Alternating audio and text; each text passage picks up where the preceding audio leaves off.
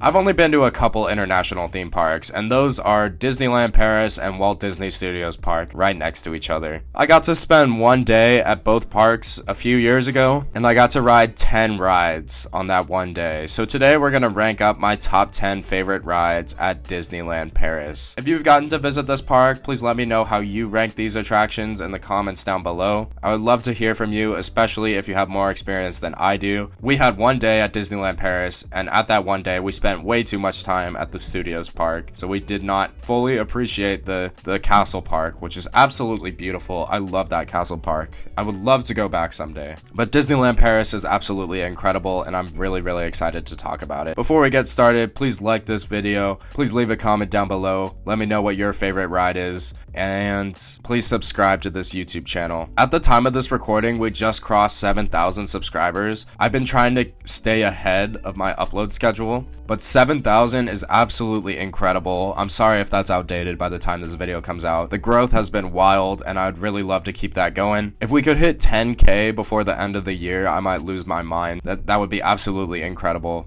This growth is very exciting, and I'm trying to keep that going. Thank you so much, everybody. So let's start things off. Number 10 on the list is Cars Road Trip at Walt Disney Studios Park. This is a very bizarre attraction. I'm almost positive this is just a reskinned, maybe a shortened reskin of the tram tour that used to be at the park as like one of the headlining attractions, because these studio parks were kind of a disaster and the tram tours were like a total Universal knockoff, just not the vibe at all. But we only waited 10 minutes for Cars Road Trip, and honestly I don't think it would have been worth riding this attraction if we had to wait any longer than that. The big highlight of this attraction is the Catastrophe Canyon, which I remember I was actually very impressed with. I didn't know what I was going into, and the rest of the attraction is nowhere near on the same scale as the Catastrophe Canyon, so it just kind of came out of nowhere. Like, I remember hearing about that. I'm pretty sure Hollywood Studios in Florida also had a Catastrophe Canyon before they like completely redefined what that park is. So it was pretty cool to see it. Now that I've actually done the tram tour at Universal Hollywood, I kind of look back on this attraction with less appreciation, because I know it's just a knockoff. It's a reskinned knockoff, which is probably like the bottom of the barrel for any Disney attraction ever. But at the time, I thought it was pretty cute. There was this cute little gag with a Mater Eiffel Tower. Like, the Eiffel Tower is just so funny. We love the Cars puns, huh? And I also thought it was interesting that the trams themselves, the doors like came in from the side like a DeLorean. I remember being impressed with that. But overall, it's just not that great of an attraction. Everything outside of the Catastrophe Canyon is just kind of bleh, you know? It's not great. The attraction is off by itself, and then Catastrophe Canyon is even further back away from the rest of the attraction, so the whole experience is just taking you further and further away from the park. So it was really bizarre. Definitely not a high quality Disney attraction in my opinion. Moving on to number 9 is the first roller coaster we're going to talk about in this video. It is RC Racer, also at Walt Disney Studios Park. So this was actually one of the first attractions that we hit at our day at Disneyland Paris, because it is such a low capacity attraction, and I also wanted all the roller coaster credits. I thought it was a cute coaster, obviously low capacity, but the wait wasn't too bad because we hit it so early. Because it only runs one ride vehicle and it can barely fit anybody in it, the ride cycle is very short. You get like one full swing at the max height. This is very similar to an attraction I got to ride at the Mall of America, but that version was spinning, so in my opinion, that added dynamic made it a better attraction, as much as I love the Toy Story theming, which the theming is cute, and I for sure enjoyed this attraction. Those spikes were actually beyond vertical, which was kind of surprising. I did not expect that. So I visited Toy Story Land at Hollywood Studios before I visited this version of Toy Story Land, so it just kind of felt like a smaller version of what I had already experienced, which left me kind of unimpressed. Borderline a flat ride. Like, there are a lot of flat rides that have a similar motion to this roller coaster. Like, if you made a Scream and Swing a roller coaster, this is the exact ride that you would have. What I thought was funny is that this attraction had the hard plastic over the shoulder restraints made by Intamin, which I thought was hilarious. This was actually the first roller coaster I rode with these hard plastic over the shoulder restraints, and it was at a freaking Disney park. Like, these restraints used to be on Maverick, and on I-305, which is hilarious. And then a couple years later, I would get to ride Cheetah Hunt, which has the hard plastic over-the-shoulder restraints. And in my opinion, those restraints suck on Cheetah Hunt, but it wasn't that big of a problem on RC Racer because there's like no laterals, so it really doesn't matter. But like the physical lap bar that lies on your lap for this attraction looks exactly like the one that lies on your lap for Maverick, for I-305, and of course Cheetah Hunt. So that's just really funny to me because this ride is so much tamer than even Cheetah Hunt, which isn't even in the same league as I-305 and Maverick. But overall, this attraction had some nice moments of weightlessness, but it wasn't as strong as the airtime on another attraction that we're going to talk about later in the video. Moving on to number 8 is Indiana Jones. I'm not even going to try to pronounce the subtitle for this attraction because I am an uncultured American. I believe it translates to Indiana Jones and the Temple of Peril, so I can say that. I know my English words. So this is an Intamin manufactured roller coaster of a Pinfari layout at a Disney park, which might be the weirdest combination of words ever for a roller coaster. It's like they drew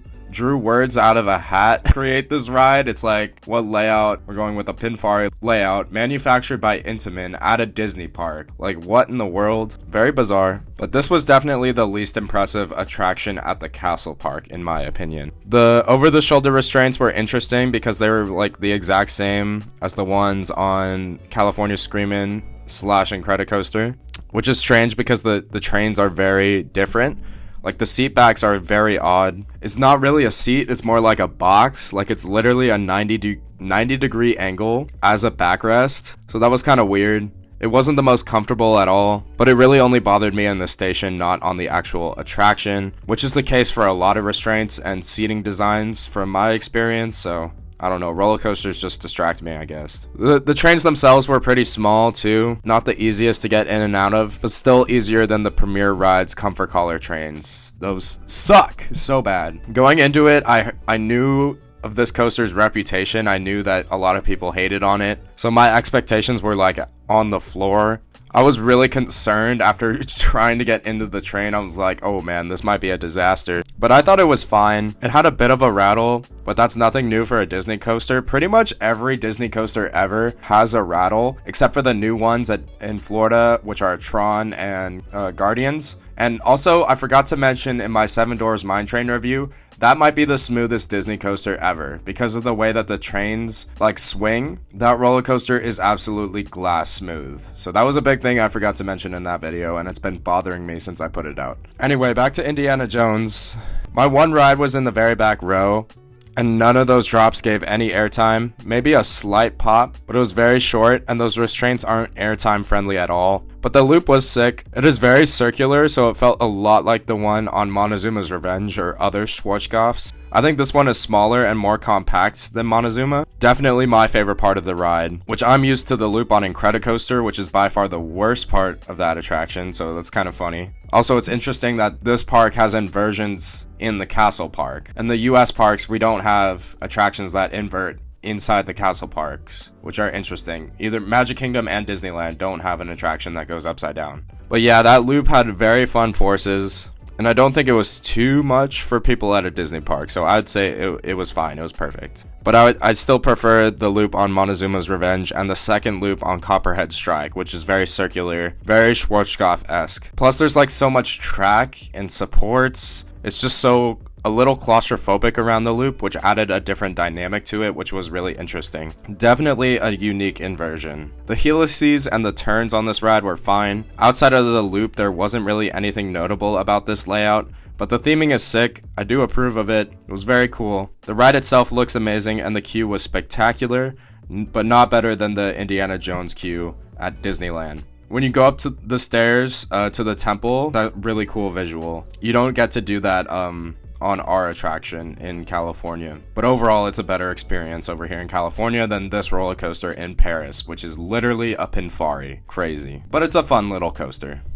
Moving on to number 7, we're going back to Walt Disney Studios Park for Ratatouille. So this one is interesting. I rode this version of the attraction one time, and then a couple years later, I think I've been on the version in Epcot like 3 or 4 times, something like that. And from my memory, it's literally the exact same ride. So I've talked about the one at Epcot a couple times on this channel, but we'll just run through this ride experience real quick. When we first got in line for Ratatouille, it actually broke down, and they gave us a return time to come back later, which we ended up doing. The indoor queue for both versions of this attraction are very cute. I do like the restaurant by the exit. It does look very cute, very cool. And I love the fountain out front. The ride vehicles, which are designed to look like a rat, are also very cute.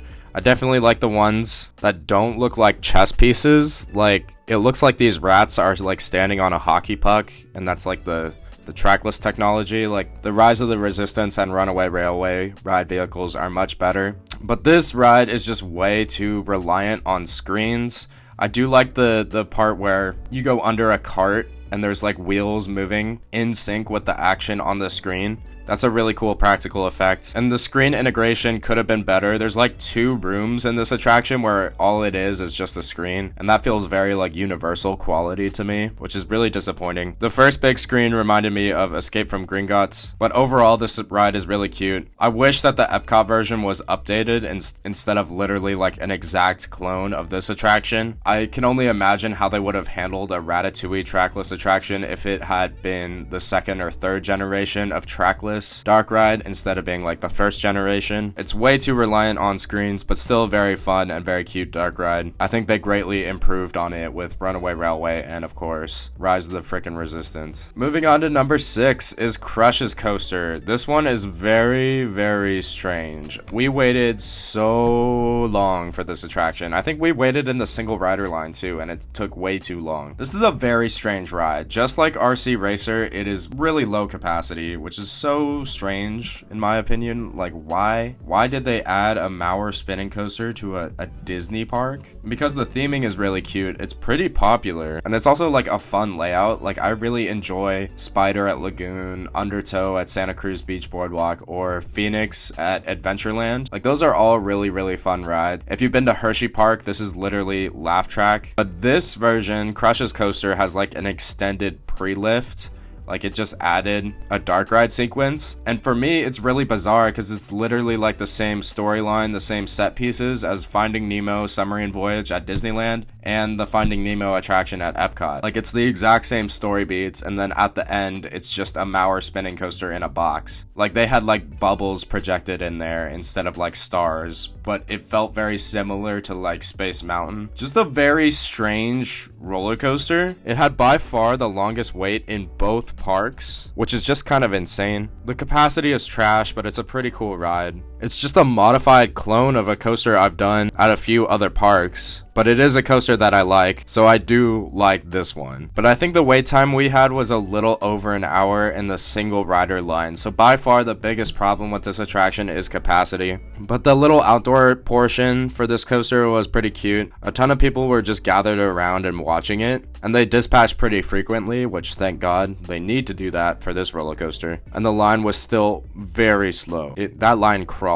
I don't know if this coaster type was the best fit for a Disney park. It was definitely a cute idea, but not a smart investment in my opinion. Like, it's too bad they didn't go with a large scale spinning coaster. Like, this ride probably should have been like the 1st generation of a ride like Cosmic Rewind, but I know Eisner was cheaping out back in the day. The ride vehicles on this attraction are very cute. They're little turtles with like little turtle shells, and I love the station. The station is very well done. It's honestly the most themed room on the entire coaster, especially with those cute little seagull animatronics. The restraints are a little whack, but it's a really fun family coaster. Not my favorite spinning coaster. I still prefer an attraction like Sierra Sidewinder if we're talking about family spinning coasters, and obviously more thrilling family coasters like Cosmic Rewind and of course Time Traveler are just in a different league. But this is still a good ride. I noticed a moment of weightlessness. We were spinning pretty nicely through one of the helices, whatever. It's a very fun layout, as I've said. I'm not really a big fan of like the studio aesthetic that this park has. Like, it's confusing, or like it It feels messy that the show building is themed to like a sound stage, but like when you walk in, it's supposed to be like an immersive attraction. Like it just kind of feels gilded almost. Like it's, I guess, the reverse of,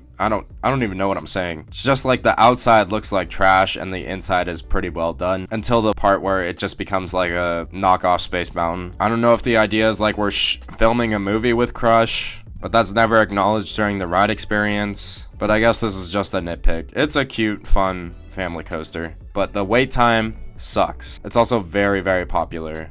I assume that's because of the theme, and it is, like I said, a fun ride. But moving up to the top 5 is Hyperspace Mountain. So we barely got to this attraction before the park closed, but when we got there was no one there, so I was able to squeeze 2 laps in on it. This was actually my 200th roller coaster, which is very, very cool. It's just such a strange ride, but I enjoyed it. It was very sweet. I love the aesthetics of the Jules Verne theming, and I really wish it was not Hyperspace Mountain, because as I've talked about on the channel, I'm not a fan of these Space Mountain overlays, especially with my Space Mountain at Disneyland. Like, the original Space Mountain attraction is so much better than Hyperspace Mountain, and I assume it would be the same for this version of the attraction, but I only got to ride it as Hyperspace because that's what they've kept it as. Like, it's a permanent overlay over there, which is kind of disappointing. Not kind of disappointing, it's a lot disappointing. But the Jules Verne theming is still everywhere, and it's really well done, and I don't know why they just wouldn't stick with it. And the Jules Verne theming is not as much of a blank canvas as our Space Mountain is, so the overlay feels very tacked on and cheap, because it's very clear that this is not supposed to be a Star Wars attraction. Imagine if they tried to do a Star Wars overlay for like Big Thunder Mountain. Like, that's kind of what it feels like, you know? It's like, this does not match. This doesn't work. The queue was okay. There was actually one section where I think it takes you into the show building for the roller coaster. Like, we could hear the screams and the coaster ripping through the layout. I thought I had a little bit of a higher expectation for the queue, but a queue is a queue. It's not that deep. The trains are very cool. I believe they were new with the hyperspace overlay, but they're still Jules Verne themed, so like, just bring it back. Get rid of hyperspace. The trains look sweet, and the design is awesome. The vests were kind of tight, but they weren't awful. I'm sure they're much better than over-the-shoulder restraints for this roller coaster. There was a small dip before the launch that I didn't know about, and that's where it takes your picture, which is a little weird. I looked so tired in the ride photo that I had because it was after a long day doing 2 parks. The launch was poppy and surprising, but it burnt off its steam really quickly before you dive down into the show building. So the drop into the mountain felt like a traditional, like, twisted drop. This roller coaster has 3 inversions, but it feels like 2. I believe the 3rd inversion is called a tongue, which is like the only one of it, the only tongue in the world. I think it felt like a tight overbank instead of an inversion. Like, some of these overbanks on roller coasters that they just don't feel like inversions. Like, I point to the quote unquote cutback on Hang Time or the one on Cannibal. Both of those feel like overbanks, and in my opinion, the one in Hyperspace Mountain also felt like an overbank, but it's kind of harder to tell because it's literally in the dark. The other inversions were an Immelman, which was pretty forceful, more so near the front, and the corkscrew was sick, but there was no hang time. But the corkscrew got pretty close to some props, which, not gonna lie, the overlay used really well. I wasn't a fan of the projections, but it didn't take away too much from the ride experience. The corkscrew was the highlight of the attraction for me, but the layout is really, really fun. There were a couple moments where it felt like it wasn't doing much, and a few moments of good positive forces. It was smoother than Big Thunder Mountain, which I thought was kind of funny, but still not too smooth. Like, it is a Disney coaster, as we have discussed. It's not as smooth as Space Mountain at Disneyland. It was a really fun ride, and I enjoyed the lift hill midway through the ride, which I totally forgot about. It's kind of funny that both drops are twisted drops, but overall I really enjoyed this coaster, and I was pretty happy that it was my 200th overall. But the layout totally has rock and roller coaster vibes, and that's so strange. This is such a strange roller coaster because it was obviously designed as a Jules Verne take on Space Mountain, and now it has a Star Wars theme just slapped onto it, and it kind of has a rock and roller coaster style layout. So it's just a mix of like 3 different attractions that's very strange, and it would be a lot less strange if they got rid of all the stupid Star Wars theming, in my opinion. Unfortunately, when I went to this resort, rock and roller coaster at the Studios Park was closed because they were refurbishing it into the Avengers coaster. That ended up being a disaster, and they had to close it like immediately to add more effects because everyone was complaining about it. So I did not get to ride the rock and roller coaster, or I think it's called Avengers Flight Force or something like that, at the Studios Park, which is kind of a shame. Number 4 on the list is Phantom Manor. This attraction was very interesting. The first half of the attraction was very similar to our Haunted Mansion, but the second half was totally different. It repurposed some of the same effects and scenes from our Haunted Mansion, but it told a different story. But I think another attraction did it better, which we're about to talk about. But the highlights of this attraction for me were the pre-show room, the stretching room, the station theming, the coffin with the escaping body, and the final Phantom animatronic. The stretching room is so cool. It's very similar to our stretching room, but there's like portraits of couples, and then right as the ghost host starts speaking, all the women disappear, and then the room starts stretching and it shows how all the men are about to die. That's really well done. The voice actor for the ghost host in Paris is really cool. He jumps back and forth between French and English, which I probably should have talked about earlier. How these rides handle the language barriers is really interesting, quote unquote barriers. For me, an American tourist, it was a barrier. But like if we look back at number 10 on the list, which was Cars Road Trip, at one point they have two characters on a screen talking to each other. One is talking in English and the other is talking in French. For Phantom Manor, the ghost host is jumping between the two languages. And for some attractions, they just have a character or a voice repeat the same line in both English and French. And by the way, a vast majority of the cast members at Disneyland Paris speak both English and French, which is very impressive, especially to me, an American who only knows English. But that's crazy. There's also a good chunk of them who know multiple languages, like German, which is just crazy. Like, that's so cool. Like, they would speak so fluently in both languages that sometimes it would take me a moment to realize that they switched languages, so that's just so impressive. But back to Phantom Manor. I really like how the first half of this attraction kind of twisted with the formula of the Haunted Mansion, but it did kind of lose me in the second half. Like, it kind of got really weird. Like, I understand that this attraction takes place in Frontierland instead of our Haunted Mansion, which takes place in New Orleans Square, but like, what's wrong with having a graveyard in Frontierland, man? Like, this attraction takes you through like an Old West town instead of a graveyard, but they still have the singing bus that are singing Grim Grinning Ghosts, and in my opinion, they do not match the vibe that they were going for at all, but that's just my opinion. I know a lot of people love Phantom Manor. The graveyard sequence was really creepy, but the Grim Grinning Ghosts just did not match the vibe. But the theming down there was really cool. And like the foyer room, which is like the pre-show before the stretching room, the room like lit up, which was really cool. They shut the door completely, which they don't do at the American parks. They might do it in Florida, actually. So waiting in line, right before you go inside, they stop you outside on the porch, and you have like a beautiful view of Big Thunder Mountain. Through the actual attraction, there was no ghost hosts, which I thought was interesting. Also, I was a little lost on the story. At the time when I rode Phantom Manor, I was not as big of a Haunted Mansion fan as I am now. So I really want to go back to Disneyland Paris to experience Phantom Manor with my new appreciation for this fantastic attraction. But at the time I was a little confused with the story. Like, I didn't quite understand the ending. Like, the bride is obviously like the main character, or I guess it's her and the Phantom, who I believe is her father, but sometimes the bride just disappears at points for the attraction.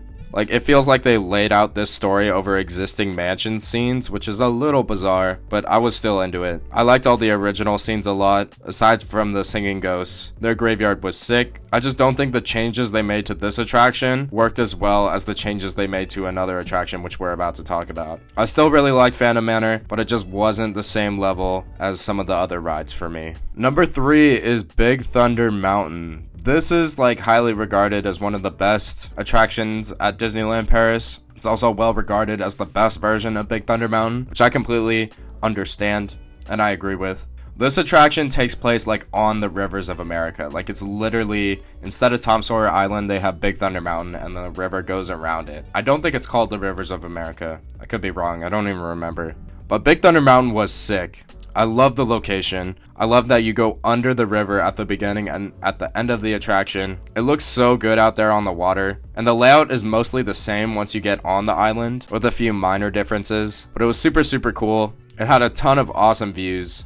It was a little shaky and rattly because I'm used to the smooth Big Thunder Mountain at Disneyland because it was recently retracked. And at the time of this recording, the Big Thunder Mountain in Florida is closed because they're getting the same retracking. But I know a lot of people make the argument that, oh, it's a runaway mine train. It's supposed to be a little bouncy, a little shaky, which, like, I guess, but you know, I also enjoy being comfortable. That's just me though. But this layout was like a total journey. It has 3 lift hills, plus the out and back portion underneath the river, which is just absolutely crazy. It felt like a very complete coaster. They reworked a couple of the scenes as well. Like, instead of being at the beginning of the attraction, the bats were actually the last thing you see on the island before you dove back down to the other side. The drop out of the station was pretty cool. It felt like you picked up so much speed right away, which was really awesome. It was pitch black in those tunnels, but Big Thunder Mountain was the second last attraction that we rode. So it was pretty dark out. I pretty much got a night ride on Big Thunder Mountain, which is awesome. Both of the climbs out of the tunnels felt very, very steep. Like, the last one literally has a lift hill to get you up to the final brake run, which is kind of funny. It's just such a cool element that this attraction has that neither of the American Big Thunder Mountains have. I rode third to back and got kind of stapled, so I didn't get much airtime, but it's not like Big Thunder Mountain is a big airtime machine. I don't think this one ran as fast or as wild as I've seen the Big Thunder Mountain in Disneyland run, but I know that ride so well because I ride it all the time, so that's kind of an unfair comparison. When I rode this Big Thunder Mountain, it was pretty chilly, so I don't feel like an expert to say that ours is faster paced. But this version of Big Thunder Mountain is just absolutely sick. Maybe if it ran a little faster, I'd be more enthusiastic about it, but it's just so cool. The bias in me wants to make up excuses for why I prefer the Disneyland version, but it's just a fact that this one is better. I love Disneyland Paris's Big Thunder Mountain. Moving on to number 2 is the final attraction at Walt Disney Studios Park. It is Tower of Terror. Seeing this attraction was like stepping back in time for me because it literally looks identical to the Tower of Terror that used to be at California Adventure before it became Mission Breakout. So I believe this one opened as a clone to that version of Tower of Terror in California, but they since redid it, so now it's a little different, like it's kind of like its own thing, and those differences like surprised me, which made me like this ride a lot. So the drop sequence on Paris's Tower of Terror is very different. Like, you drop a tiny bit straight away, which caught me off guard, because like the Tower of Terror sequence at Disneyland was the same thing every time, and you didn't drop until both the show scenes ended. In Paris, you drop a little bit right away, and then you drop it in between the 2 show sequences, which both of those were shocking. Like, I was not expecting that. It might be the first time I've ever been surprised by a drop on a Disney attraction, which is kind of funny. The sound design on this version of Tower of Terror was really sick. I also like the aesthetic and the vibe of this tower so much, like even better than the one in Florida, which I might trigger some of you by saying that, but Guardians is still my favorite. Like, Guardians is my type of vibe. Like, I really like the little girl lost in the 5th dimension. She was pretty creepy, and the little mock singing of the Twilight Zone theme at the end was really cute. It was funny. When I got off of this version of Tower of Terror, I said that this version made you feel like you were in an episode of the Twilight Zone better than the one in Florida. Like, the version in Florida tells you are the star of your episode of the Twilight Zone. It just kind of feels like you're riding the ride. This one, it feels like it puts you in the story. Like, show don't tell, you know? Don't tell me I'm the star of the Twilight Zone. Just make me the star of the Twilight Zone, you know? Put me inside the story. And I feel like this version of the attraction did it better. Also, they had these like sick multicolored lights in the elevator shaft, and they look so freaking cool. Like, I feel like those lights would be a perfect fit on Mission Breakout if they added them one day. I had no idea they were there going into them. Like, the rainbow lights were so cool. That being said, the drop sequences on this version of the attraction felt a lot slower and a lot smaller than both Mission Breakout and Tower of Terror at Hollywood Studios. So not nearly as much airtime, but that didn't bother me as much as you might think it would. The uniqueness of this tower just made it so cool. It made me like it so much. It was just a very cool experience, which is why it ranks at number 2. Also, the purple lighting on this attraction at night made me really nostalgic because it reminded me of the purple lighting that our Tower of Terror used to have before Mission Breakout became a thing. But moving on to number 1. This was the attraction that I was referring to when we were talking about Phantom Manor. It is Pirates of the Caribbean. This ride was so so cool, and I wish I got to ride it more than once. It had a lot of the same sets and scenes as the Pirates of the Caribbean at Disneyland, but in like a different order. Like they recontextualized scenes that I've been seeing in the same order for years, which was really, really cool. I don't think I've ever watched a POV of this version of Pirates before I wrote it, so I was just absolutely shocked when I got off. Like, it was so good, and not knowing what was going to happen next was a really cool feeling. Plus, this version of Pirates did have some original scenes that aren't in either of the American versions. Their version of the Blue Bayou had really cool views. This one had the lift hill before any of the drops, and the lift hill went under the mist wall that we used to have. At the top of the lift hill, you got a sick view of the iconic battle scene, and that battle scene is like my favorite part of every Pirates attraction. So that was really, really cool. And after a while, you drop, and of course the first drop was the largest, and you drop into the ship battle sequence, which was really, really cool. I feel like that pacing matched with the scene much better. And it felt like you actually dropped into the sequence, unlike the one in Florida where you kind of drop, you splash down, and then you make the turn into the sequence. Like, it just made so much more sense, and I think it fit much more nicely.